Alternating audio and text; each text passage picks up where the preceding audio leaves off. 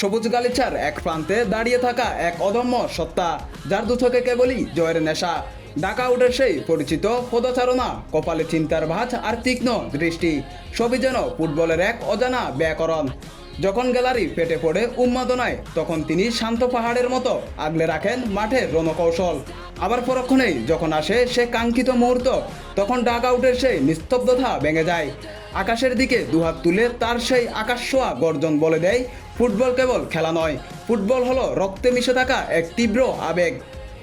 সেই একই তেজ, একই হার না মানা মানসিকতা কি এবার দেখা যাবে আমাদের বাংলার মাঠে? গুঞ্জন ছড়িয়েছে চারদিকে, ইউরোপ কাঁপানো এই অভিজ্ঞ রণকৌশলী এবার হয়তো হতে চলেছেন লাল সবুজের প্রধান সেনাপতি, যার হাত ধরে একসময় জ্বলে উঠেছিল বড় বড় মঞ্চের জয়ের প্রদীপ। সেই প্রদীপ কি এবার আলোকিত করবে বাংলাদেশের ফুটবলকে? মাঠ ছাড়ার সময় যখন তিনি সমর্থকদের দিকে হাত নেড়ে বিদায় জানান, তখন তার চোখে মুখে থাকে আগামীর নতুন কোনো দিগন্তের জয়ের তৃষ্ণা। বাংলার ফুটবল প্রেমীরা আর সেই নতুন দিগন্তের অপেক্ষায়, যেখানে তার প্রতিটি পদক্ষেপে রচিত হবে আমাদের নতুন এক মহাকাব্য।